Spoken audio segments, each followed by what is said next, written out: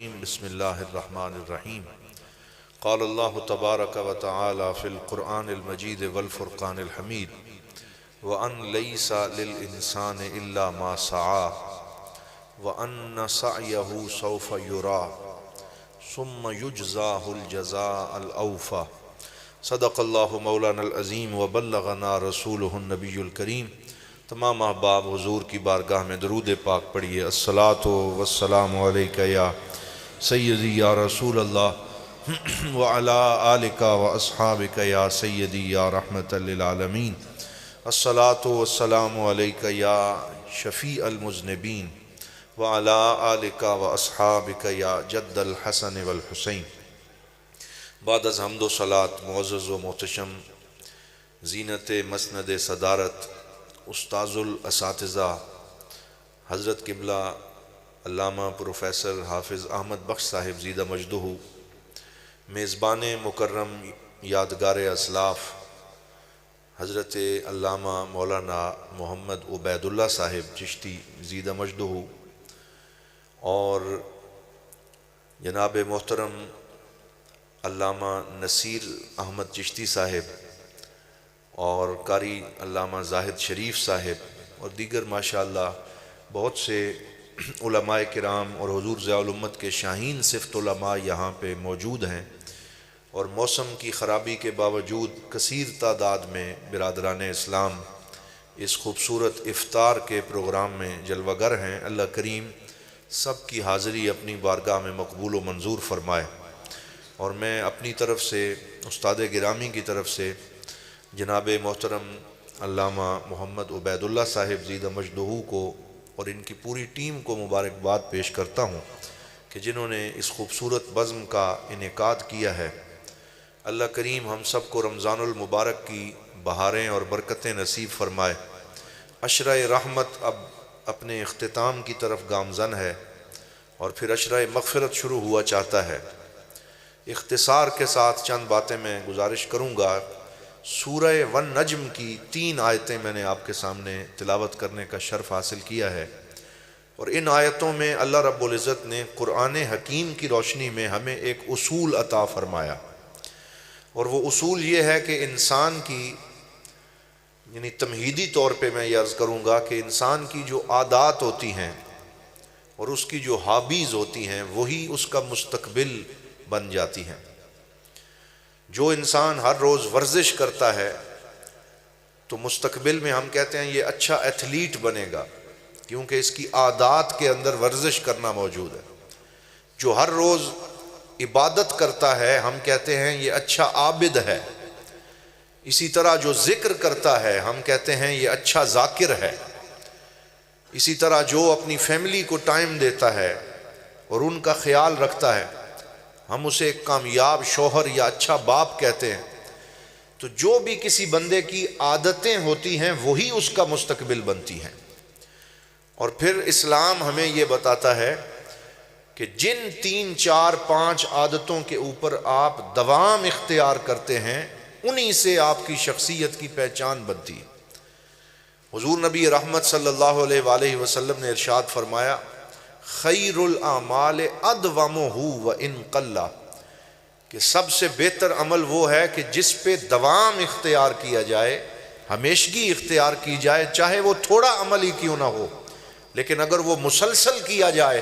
تو وہ اللہ اور اس کے رسول صلی اللہ علیہ وآلہ وسلم کو پسند ہوتا ہے۔ اور اسی حوالے سے آج میں گزارش کرنا چاہوں گا کہ ایک طرف ہمارے پاس جدید علم نفسیات کے لوگ ہیں جنہیں پازیٹیو سائیکالوجی کہا جاتا ہے، تو وہ اس حوالے سے یہ کہتے ہیں کہ کوئی بھی انسان وہ اس وقت ڈپریشن میں اور غم میں چلا جاتا ہے کہ جب وہ یہ سمجھے کہ اس کا کوئی اچیومنٹ اور کامیابی اس کی نہیں ہے،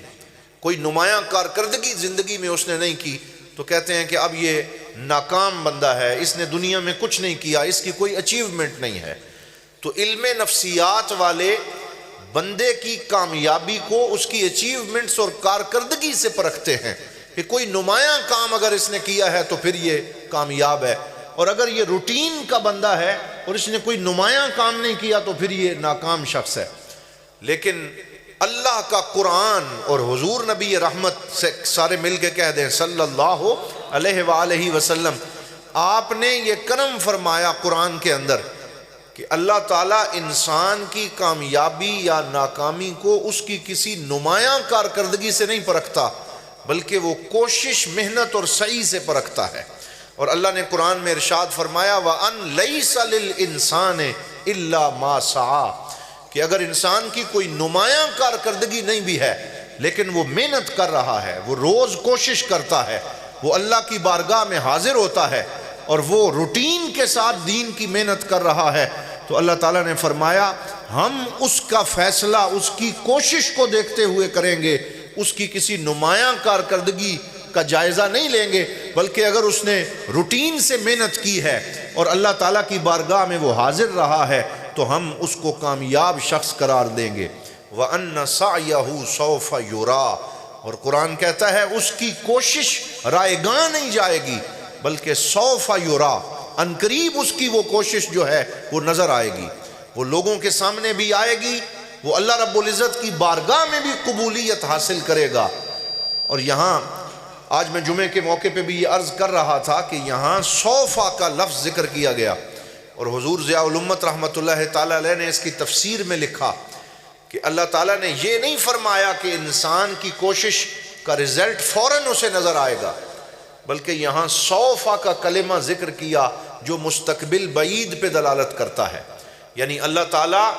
بندے کی کوشش میں اس کی سچائی کو پرکھتا ہے کہ یہ سچا ہے کہ نہیں ہے،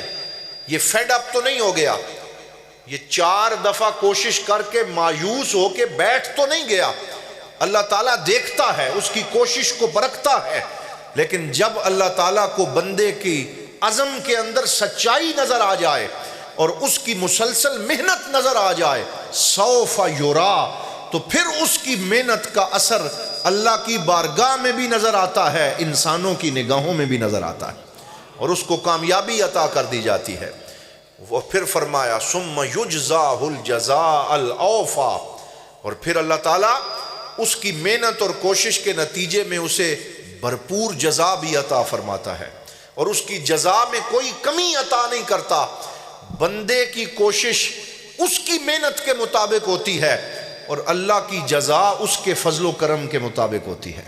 اور اللہ جب جزا عطا فرماتا ہے تو پھر اس کی جزا کبھی ختم نہیں ہوتی بلکہ اس کا سلسلہ ہمیشہ جاری رہتا ہے۔ یہ ایک اصول ہے جو اللہ رب العزت نے ہمیں ان 3 آیات کے اندر عطا فرمایا۔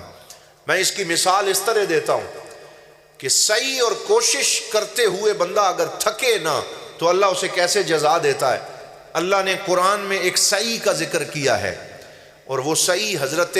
ہاجرہ سلام اللہ علیہا ان کا ذکر کیا کہ ان کو جب ایک بے آب و گیا ریگستان میں حضرت ابراہیم چھوڑ کے چلے گئے، پانی نہیں ہے، کوئی زندگی کی رمق موجود نہیں ہے، تو اپنے بیٹے کی زندگی کی خاطر صفا سے لے کے مروہ تک اور مروہ سے لے کے صفا تک انہوں نے کوشش میں کوئی کمی نہیں کی، 7 چکر لگائے، ڈھونڈنے میں کوئی کمی نہیں کی، کوئی دقیقہ فروگزاشت نہیں کیا، کوئی وقت ضائع نہیں کیا۔ اللہ رب العزت کو جب ان کی یہ مسلسل کوشش نظر آئی تو بالآخر اللہ نے ان کی کوشش کو رائے گاں نہیں جانے دیا بلکہ حضرت اسماعیل کے قدموں سے زمزم کا چشمہ جاری فرما دیا، اور ایسا چشمہ جاری فرمایا جو رکنے والا نہیں ہے بلکہ قیامت تک جاری ہے، مسلسل اس میں اضافہ ہو رہا ہے۔ اور اللہ تعالیٰ نے ارشاد فرمایا جہاں میری بندی نے دوڑ لگائی ہے مجھے اس کی یہ دوڑ اور کوشش اتنی پسند آئی ہے کہ اب اس وقت تک تمہارا حج اور عمرہ قبول نہیں کروں گا جب تم بھی صفا اور مروہ میں اس کی طرح چکر نہیں لگاؤ۔ تو اللہ تعالیٰ بندے کی سعی، اس کی کوشش کو رائے گاں جانے نہیں دیتا۔ اسی طرح ہمارے سامنے حضرت سمیہ رضی اللہ تعالی عنہا کی مثال ہے، یہ بالکل اسلام کے ابتدائی دنوں کے شہید، پہلی شہید خاتون ہے، اور ان کو ابو جہل نے برچھیاں مار کے نعوذ باللہ شہید کیا، لیکن جس وقت یہ شہید ہوئیں ابھی اسلام کو کوئی عروج نہیں ملا تھا، کوئی کامیابی نظر نہیں آئی تھی، چند مٹھی بھر لوگ حضور کا کلمہ پڑھنے والے موجود تھے،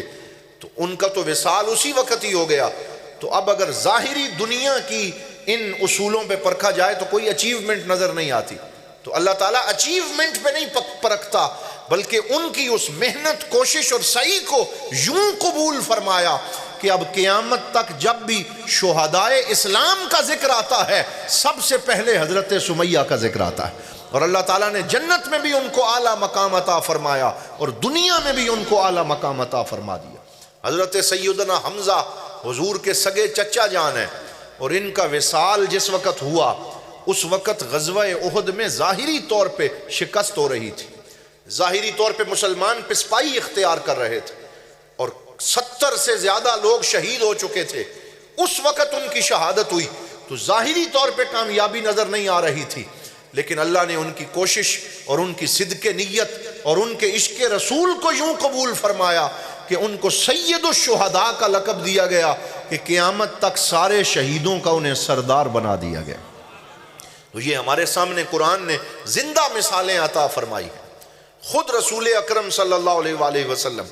آپ دیکھیں کہ جب آپ کا وصال ہوا تو اس وقت اسلام صرف 2 شہروں میں پھیلا تھا، ایک مکہ میں اور ایک مدینہ میں، اس کے علاوہ کہیں اسلام زیادہ موجود نہیں تھا۔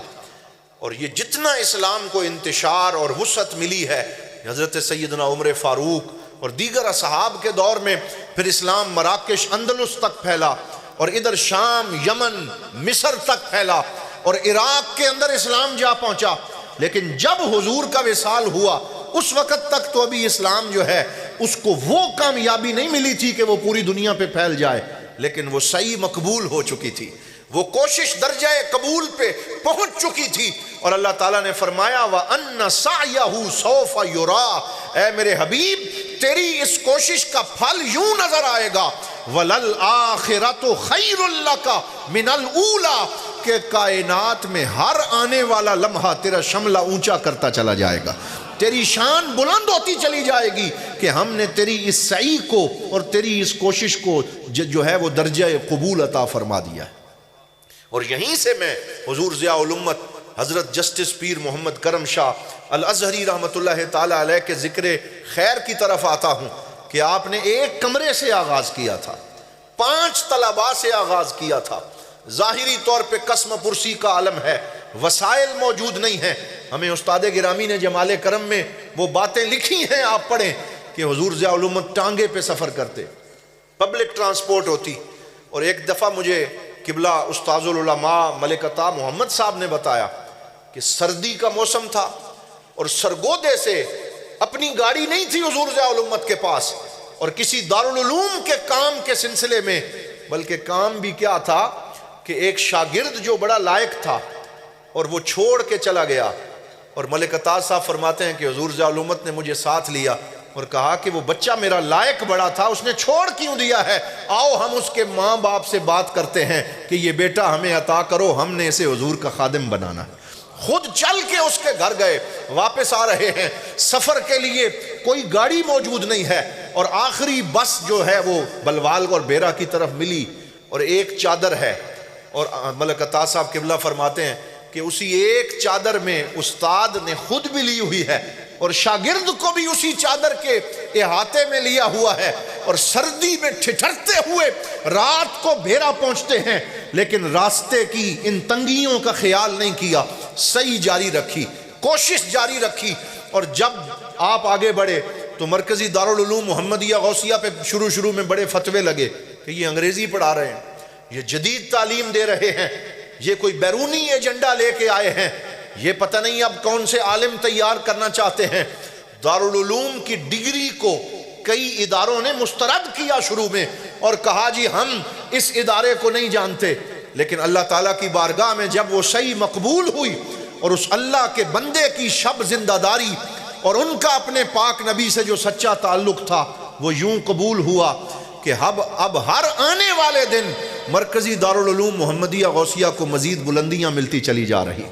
اب ہر ادارے میں دارالعلوم کے شاہین موجود ہیں، یونیورسٹی بن چکی ہے، ادارے پھیل رہے ہیں، طلباء پھیل رہے ہیں، اساتذہ کرام کا ایک لامتناہی سلسلہ ہے۔ تو یہ پھر میں وہی آیت پڑھوں گا کہ اللہ تعالیٰ نے فرمایا وَأَن لَيْسَ لِلْإِنسَانِ إِلَّا مَا سَعَى وَأَنَّ سَعْيَهُ سَوْفَ يُرَى ثُمَّ يُجْزَاهُ الْجَزَاءَ الْأَوْفَى۔ اب یہاں پہ تفسیری 2 نکات میں آخر میں عرض کرنا چاہتا ہوں صرف 5 منٹ میں۔ یہ جو تینوں آیتیں ہیں یہ سورہ ون نجم کے اندر ہیں، اور سورہ ون نجم کا شان نزول آپ جانتے ہیں کہ یہ اس وقت نازل ہوئی جب میرے اور آپ کے پیارے آقا حضرت محمد الرسول اللہ صلی اللہ علیہ وآلہ وسلم کو طائف میں لہو لہان کیا گیا، سخت تکلیف دی گئی، حتیٰ کہ آپ کے قدمین شریفین خون سے تر ہو گئے، اور اس شدید مشکلات میں لوگ کلمہ نہیں پڑھ رہے، حضور نے سعی جاری رکھی، کوشش جاری رکھی، فیڈ اپ نہیں ہوئے، اللہ کی ذات پہ توکل اور بھروسہ جاری رکھا۔ جب آپ واپس آئے اللہ تعالیٰ نے معراج کا سفر عطا فرمایا اور اپنی ملاقات کا شرف بخشا، اور فرمایا وَالنَّجْمِ اِذَا ہَوَا مَا ضَلَّ صَاحِبُكُمْ وَمَا غَوَا وَمَا يَنْطِقُ عَنِ الْهَوَا إِنْ هُوَ إِلَّا وَحْيٌ يُوحَىٰ۔ تو معراج کی یہ آیتیں نازل ہوئیں اور اللہ تعالیٰ نے فرمایا اگر دنیا والے تیری اس کوشش کو درجہ قبول اور قبولیت کی نظر سے نہیں دیکھتے تو اے میرے حبیب آ جا، میں تجھے مانتا ہوں، تو مجھے مان لے، تو مجھے رب العالمین کہہ، میں تجھے رحمت للعالمین کہتا ہوں۔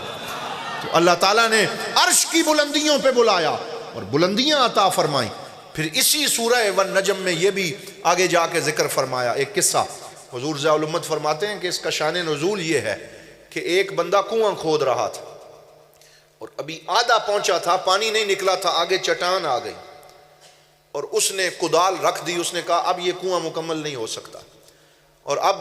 کوئی فائدہ نہیں ہے اسے کھودنے کا۔ وہ ہمت ہار کے بیٹھ گیا اور اس نے اپنے کام کو روک دیا۔ اللہ نے اسی سورہ والنجم میں فرمایا افرأیت الذی تولی، کیا آپ نے اس بندے کو دیکھا کہ جو پشت پھیر کے بیٹھ گیا، وَأَعْطَى قَلِيلًا وَأَقْدَى، اور تھوڑی سی کوشش کی اور پھر ہمت ہار گیا۔ تو پھر فرمایا ام عندہ علم الغیب فہو یرا، کیا اس کے پاس غیب کا علم ہے کہ اس نے خود ہی فیصلہ کر لیا؟ ام لم ینبأ بما فی صحف موسیٰ، کیا اس نے حضرت موسیٰ کے صحیفوں کا مطالعہ نہیں کیا؟ وابراہیم الذی وفا، اور حضرت ابراہیم کی وفاؤں کو کیا اس نے نہیں دیکھا؟ اگر وہ ان سارے لوگوں کو پڑھتا تو اسے پتا چلتا کہ مجھے محنت جاری رکھنی چاہیے تھی۔ وَأَن لَا تَزِرُ وَازِرَةٌ وِزْرَ أُخْرَىٰ، اور اللہ تعالیٰ کسی اور کے بوجھ کو کسی دوسرے کے کندھے پہ نہیں ڈالتا۔ وَأَن لَيْسَ لِلْإِنسَانِ إِلَّا مَا سَعَىٰ، اور اللہ تعالیٰ انسان کی کوشش پہ اسے نتیجہ ضرور عطا فرماتا ہے۔ آپ نے دیکھا یہی الفرید ٹاؤن منڈی بہاؤالدین، ہم جب بچپن میں جب یہاں سے گزرتا تھا ایک چھوٹی سی مسجد ہی تھی اور اس کے ساتھ 2-4 کمرے موجود تھے۔ پہلے حضرت قبلہ مفتی عبدالعزیز صاحب زیدہ مجدہ انہوں نے محنت کی،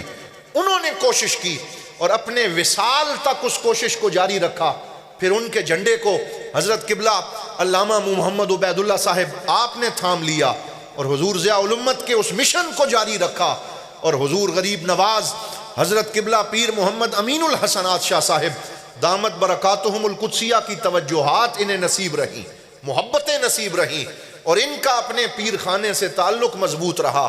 آج آپ دیکھ رہے ہیں کہ یہ قلعہ بنتا جا رہا ہے، یہاں خوبصورت کمرے ہیں، تعمیرات میں اضافہ ہو رہا ہے، ایک بلند و بالا مینار جو ہے وہ اس ادارے کی عظمت کا پتہ دے رہا ہے، اور آج یہ ادارہ اپنی ترقی کی منزلیں طے کر رہا ہے۔ یہاں عظیم الشان قرات کا ادارہ قائم ہے جس میں قراء حضرات حضرت قبلہ قاری زاہد شریف صاحب، قاری سہیل امتیاز نعیمی صاحب، قاری محمد طیب مجددی صاحب اور دیگر کئی قراء حضرات، قاری محمد آصف صاحب بھی مجھے بتایا گیا،